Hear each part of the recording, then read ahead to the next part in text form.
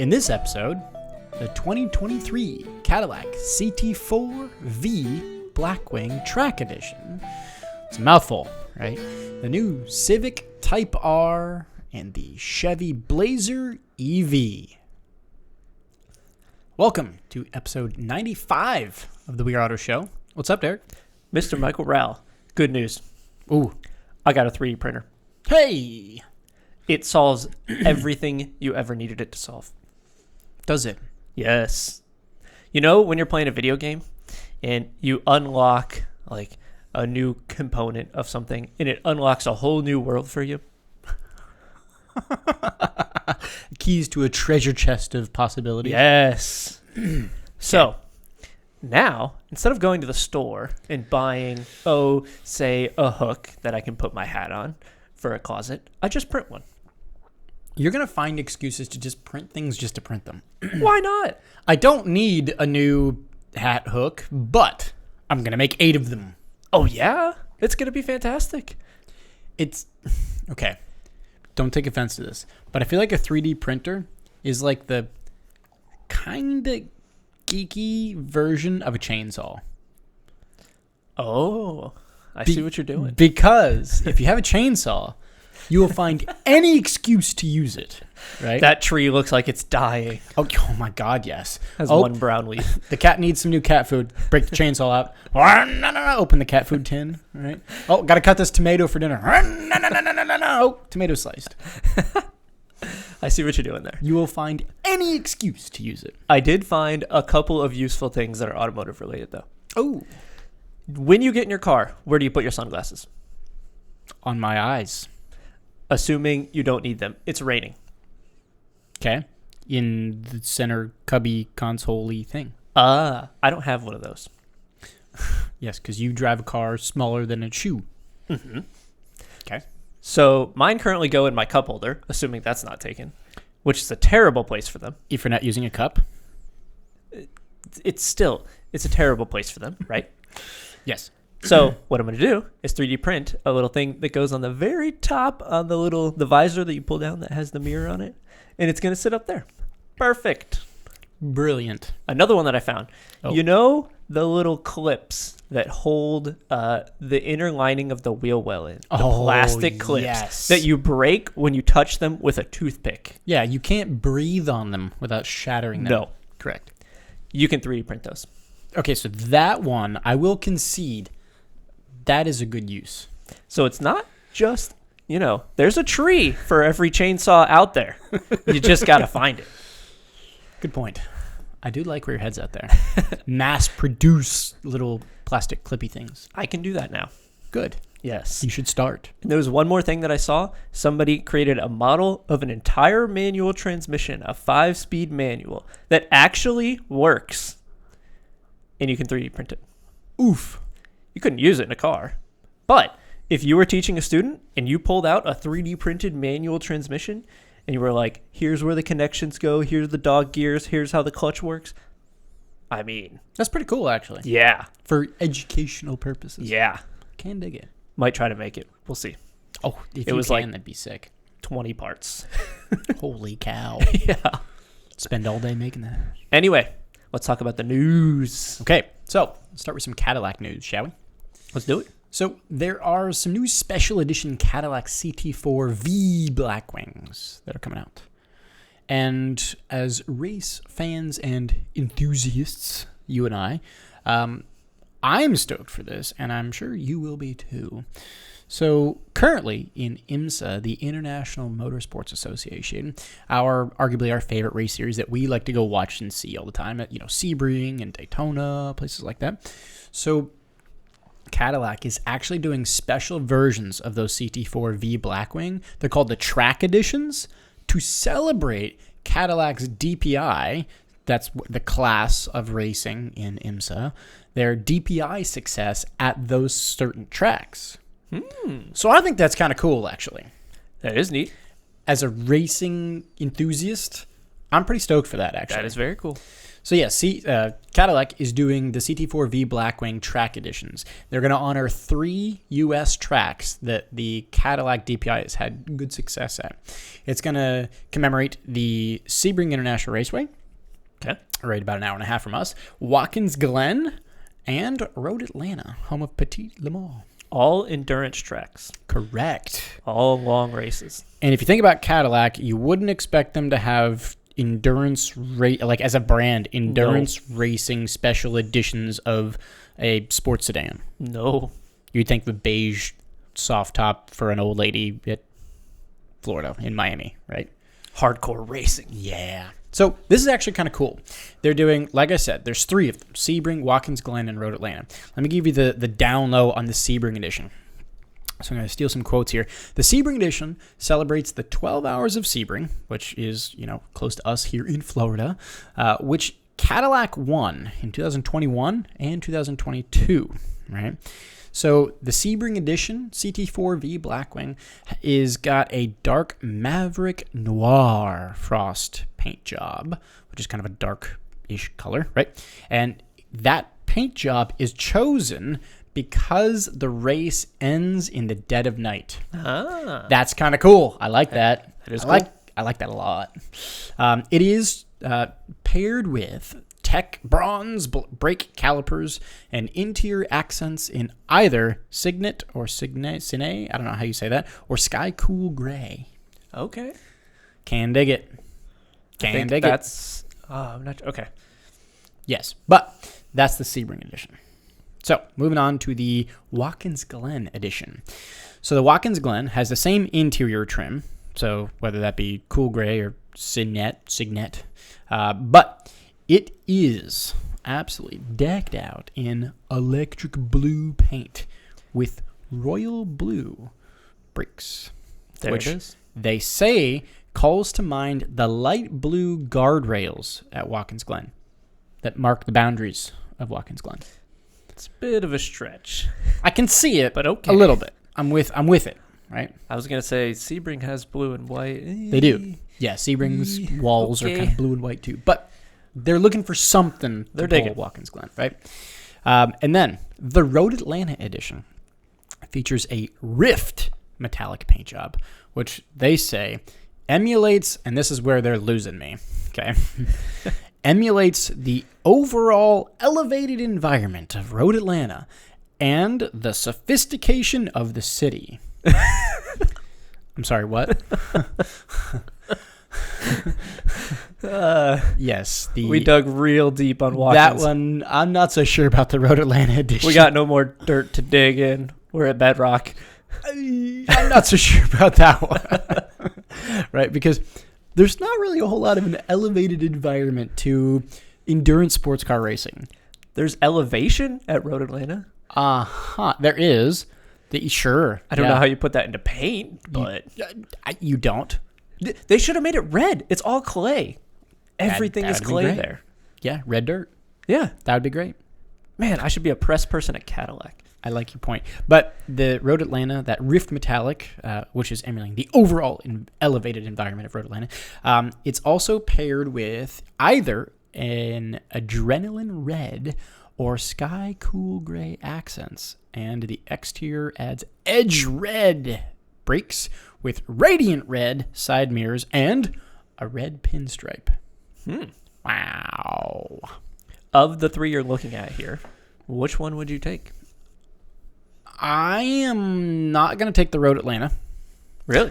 Really. I'm either going to take the Watkins Glen or the Sebring. I would actually go with the Watkins. I like the later blue. I like the blue too. Yep. I do. The Road Atlanta is my least favorite. The white one? Yeah, also because it just doesn't elevate. And no. Nope. We're a bunch of trashy people, 1,000 beers deep at an endurance race. There's nothing elevated about endurance racing. Yeah. Come on. Yikes. Have you seen the infield? It's a blast. There's nothing elevated, well, except for the 8-story scaffolding that they put a couch on top of and a projector. I would argue it's better than NASCAR. You're right. But low bar to set. Yeah, the hot dog you make at home is better than the gas station hot dog. You don't say. Wow. It's a low bar to set. Still a hot dog, right? But yeah, so those are the 3 different editions. Now, a couple more things that denote them to be special. They all have a plaque on the B-pillar and the bottom of the steering wheel, which feature the serial number, and they're supposed to also verify the authenticity of the track edition. Apparently, there's also a sill plate that is recounting Cadillac's racing wins and triumphs at each track. Okay. I was going to say, so I believe that this is the plaque that they're talking about. Think so, yeah. And then, is this the seal? No, that's the gear shift knob. 1, That's what I 2, 3, 4, 5, 6 R for Right. racing. Oh, yes. That's what Yes, it's of for. course. Yes. Put it in a race mode. Far course. right and up. Yeah. So all the vehicles also come with an IMSA logo on the front splitter and rear spoiler. So that's kind of cool. That is cool. But my favorite part about these cars, ready for this? Mm-hmm. Before I tell you what it is, as a car guy and a racing enthusiast, let me pause. Your first car, Mm-hmm. what sticker did you put on it? The Nürburgring. Okay. Cadillac is putting a track outline sticker on each of these cars. Of the representative track. I'm such a fan of that. Oh, I'm such a fan of that. Oh, yes. Yes. That's cool. And you know where they're putting it? Where? In the correct spot. The rear quarter glass. Okay. Exactly where, as a car guy and racing enthusiast, that's where the sticker goes. Yep. The track map goes rear quarter glass. That's just where it goes. Okay. I am so excited about that. That's cool to me. Yeah. That's cool. That's really cool. So they're only making 99 of each track edition. Okay. So 99, 99, 99. Couldn't be a round number. All right. No. Okay. Of course not. That would make too much sense. Yes. Now, there's no price yet, but they are expecting a pretty big bump from the standard CT4 V-Blackwing, which the standard one starts just over 60 grand.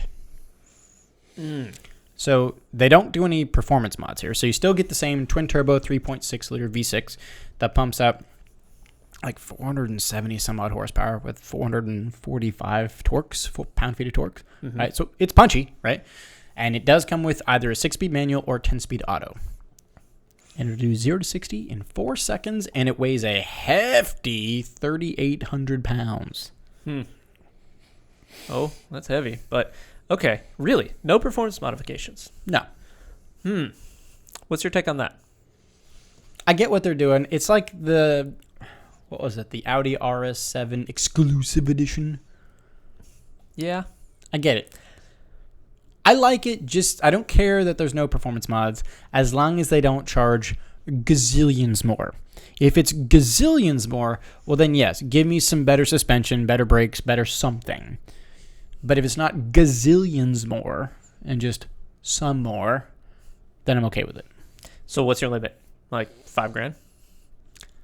I think 7 grand is my limit for it to be kind of worth it or not worth it. I think... That's a tough one. Because I could possibly see this raising its value in the future. Oh, for sure. Maybe. But if Cadillac does well with their new GTP, LMH, LMDH their Le Mans car stuff. Right. If they win Le Mans next year, yeah, this goes up in value. Oh, to kill it. Right. But it's a gamble. I still think $5,000's the cutoff for me. Because it's all paint and... why no performance? Tinsel. Yeah. Right. Yeah. I like it, though. I think it's cool. It is cool. I love the track map. That is neat. Yeah, that is, as a racing guy, that tickles me. I like that a lot. And you know when you're driving around and you see a track map, usually you can tell what it is. Usually you know the track. Yep. And on the other side is normally an IMSA sticker or some sort of road racing something. Yep. For sure. There are no NASCAR track maps on the back of cars. It would be hard to identify a circle. Yeah. Is that a circle or a zero? Is that Talladega or Daytona? They look exactly the same. Pretty much. The only difference is where the starting line is. And your Pretty track much. map doesn't even show that. pretty much. Yeah. So that's the new CT4 V-Blackwing Track Edition. Cool stuff. Yeah, I agree. So shall we move on? Let's do it. Okay, so let's move on to a Honda and the new Honda Civic Type R, the 2023 Civic Type R. This just came out, right? Yes, they just revealed it last week. Friday of last week? Whatever it was. So. Yeah. Let's talk. Give me the lowdown, because I actually have not seen any of this. So they haven't really released any performance numbers yet. Okay. They just gave us the looks. Okay. But there are some talkings that it is reportedly going to be, quote unquote, the most powerful Civic Type R ever. Add 2 horsepower. Add 10. Oh, great. Okay. They're estimating it. So the previous Type R was, I don't know, like 307 for the U.S. market. For the Japanese market, like 317. Mm-hmm. They're estimating this to be like 325, 327 for the Japanese market, like 315, 317, 320 maybe for the U.S. market. I actually think that's okay, though. It is okay.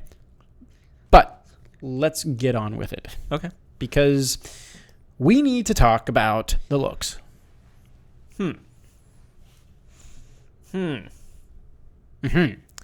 Okay. The car looks more rounded. Ooh, center exhaust. Okay. Same thing as the current Type R. Interesting wing. Okay. Bold interior. That's fine. That's probably the same thing as... Does the current one have red seats? Okay. All right. Uh-huh. What's your take on it? I, strangely enough, like the current Type R more. You've been driving the current Type R. A little bit, yep. Okay. So, in terms of looks, just in terms of looks, I like the current Type R better. I feel like the new Type R is just too... Dare I use the word bland?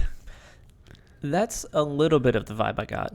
From the exterior. From the interior, it's all tricked out, all crazy. Well, really, the main new thing with the interior is the screen is more elevated, not built into the dash, and the red carpet. The red carpet does hark back to like original Type Rs of years past. So I like that part. Okay. But the rest of it, it's just Type R, right? But the exterior is just, it just needs... It's not as edgy and angled. It's more rounded. And I'm okay with rounded. I just feel like they rounded it in the wrong places. Yeah. Like, I feel like, you know, if you're like on the Paint app on your computer, and you take the little like smudging tool, and you just start randomly clicking smudge on places. I feel like they just like randomly started like smudging things. They dulled everything that was edgy. Yeah, I just... I'm not the biggest fan of like just edge everything, but it needs some, right? The old one did have some edginess to this. Like, if there was an in-between between the edginess of the old one and the bulbousness of the new one, which kind of looks like an Accord had sex with like a Dodge Challenger, and you had this weird, like, odd thing that just... weirdness, right? You'd get the new Type R. I just wish that... If there was an in-between between the edginess of the previous Type R and the bulbousness of the new Type R, it'd be perfect. Yep. I can get behind that.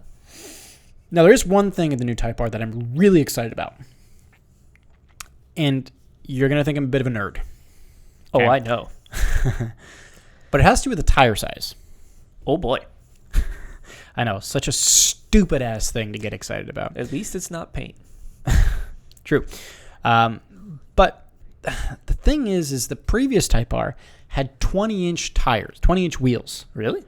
Which, in my opinion, seems big. Yeah. Like really, really big. Wow. Right? It's just, it's big. And it had 245/30 Continentals on the previous one, which I've seen how rubber band-ish the tires are, right? They're super narrow and skinny, right? The new one, they're stepping down. They're going from 20-inch wheel to 19-inch wheel, which I think is a great call. Yeah. I think that's brilliant. Not only have they made the wheel, the rim itself, actually smaller, they've also made it wider. Oh. So they have just made this potentially perform exponentially better with just tires. Okay. They're going from the 245/30s on the previous 20-inch wheel to now a 265/30 on the 19-inch wheel. That's a hunk of beef compared to the 245s. That's much wider. Yeah, and it's a thicker sidewall. Yeah. I think that's just a better choice here, right? I think that's just That thicker sidewall makes a big difference. that it's wider tire. It's got a better this car will literally handle exponentially better, in my opinion, based solely on the wheel and tire choice that Honda put on it. You're likely correct. Yes. I'd love to compare notes, drive a new Type R and the previous Type R back to back and go, is the 20s versus the 19s, is there a noticeable difference? And I have a suspicion it probably does have a pretty noticeable difference. And I bet you it's probably a hell of a lot more comfortable to drive as well. Yep. Because we know that the more tire is part of the suspension. Yeah, Right? the thicker sidewall makes a huge difference in the ride and the comfort that you're going to get. Yeah. And the wider tire will give you more G's through the corner. It just will. Assuming your contact patch is good and the suspension geometry is fine. Yeah. It's going to help a lot. So, yeah, it's a new Type R. Neat. We don't have a price. We don't have performance numbers. Correct. Okay. But I will tell you the previous Type R was like 39,000. I'm expecting this to be 41-ish. Yep. Ish. That's my Sounds guess. about right. 41 for around 320 horsepower. Competes with the Golf R. Yeah, it does. It's a direct competitor for the Golf R, but the Golf R is all-wheel drive, and this is front-wheel drive. There's that. What about the GR Corolla? That'd be brilliant, but you're not going to be able to get a GR Corolla for anything near this because it's going to just so limited. That is true. I'd love a GR Corolla. I'd love 5 of them.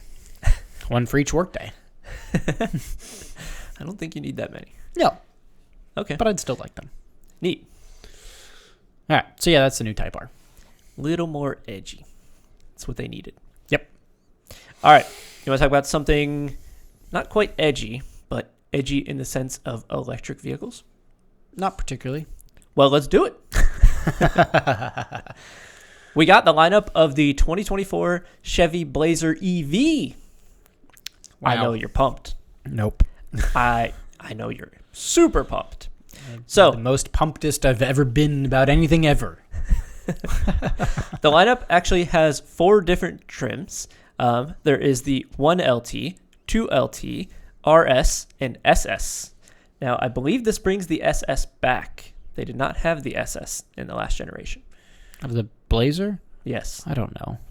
Because they neutered the Blazer. Because it was a really cool off-roader, and then it became like a soccer mom station SUV van wagon thing. Yes, it did. And now it's back to still be that.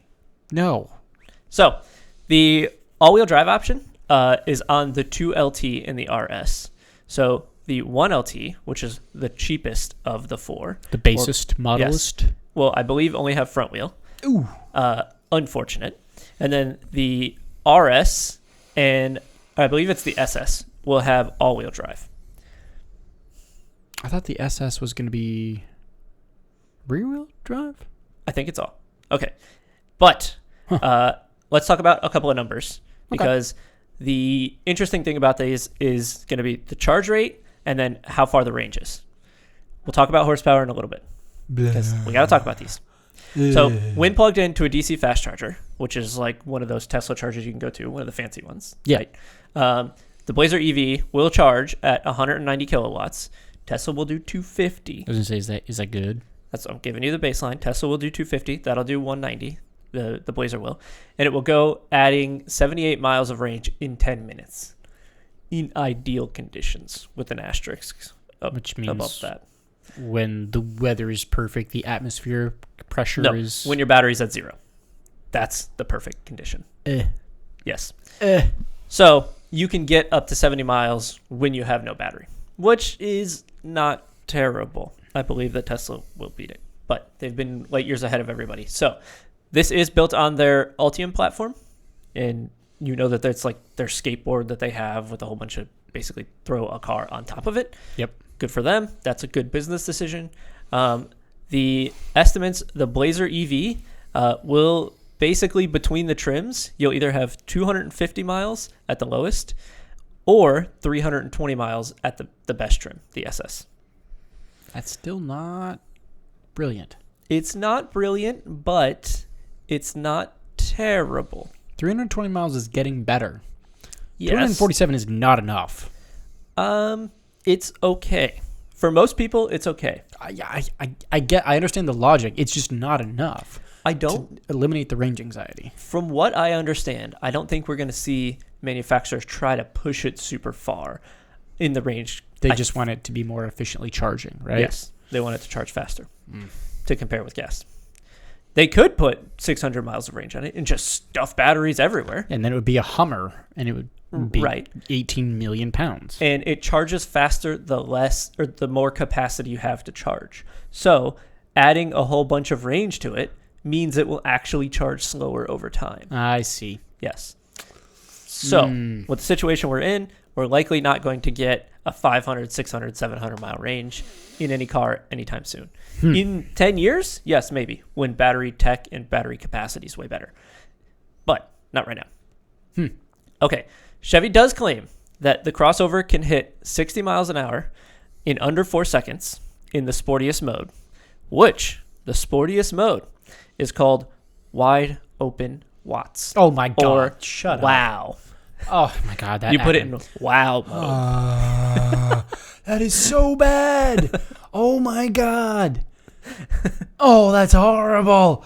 Oh, wow. You want to drive this car and wow. I mean, Tesla does ludicrous mode. Everybody's going to be doing more. It's ludicrous mode is more exciting to say than wow. Need some adenoids there. Wow. If you're driving a Blazer EV SS, then you definitely have adenoids. Wide open watts, baby. You get what they did? Yeah. Watts? Yeah. Yeah. Okay. All right. But all right. I'm with you. I'm picking up what there you go. Okay. The prices. This is the interesting part. Okay. The price of the 1LT, which is the lowest end model, starts at 45 grand. 44.9, but rounded up to 45. Kind of competing like an F-150 Lightning base trim? Kind of. The highest end, the SS, will start at 65. 65 seems a lot. It kind of does to me too. Yes. I mean, I just, I mean, I don't know. I'm not sure about that. That just seems 65, 66 grand for a car that does wow. It just seems too much. Do you think that these would be bought? By anyone? Someone, sure. Do you think that somebody who has a current Blazer would buy this?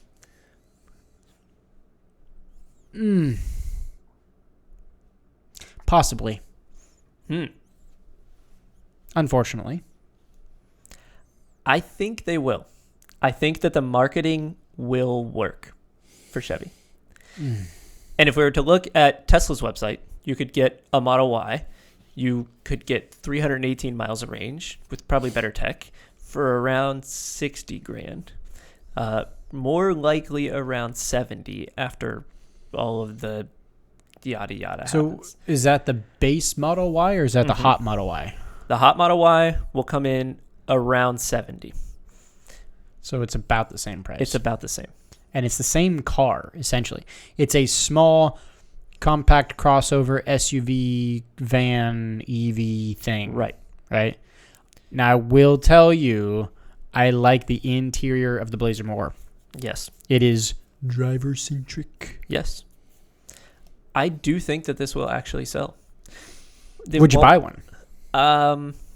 No. But I'm not the market. So hold on. Let me quote that. I do think this will actually sell, but I'm not buying one. No. I'm not the market. They will sell, just not to me. Yes.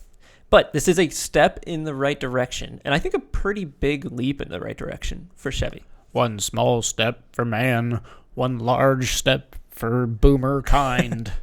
If they can get the charging rate up to 250 kilowatts to compete with Tesla on the supercharger stuff, I think that would be really key and a good foray for them into it. Now, I don't know what network this is going to charge on. I don't know if this is going to be EVgo or whatever, Charge America. I can't remember the name of it right now. Also, I don't know that this will work on the Tesla superchargers either, but I think that this is a step in the right direction for them. And it's the first reasonably competitive Chevy that I've seen that kind of starts to compete with Tesla. Okay. Don't like it, but I could see the market that would buy it. Yes, I can too. Okay. That's all you got for the Chevy Blazer SS EV, 1LT, 2LT RS, SS RS, ES, PS, DS. I don't know, all the S's and such. That's it. That's all I got. So that's going to wrap us up for episode 95. Thanks so much for watching and listening.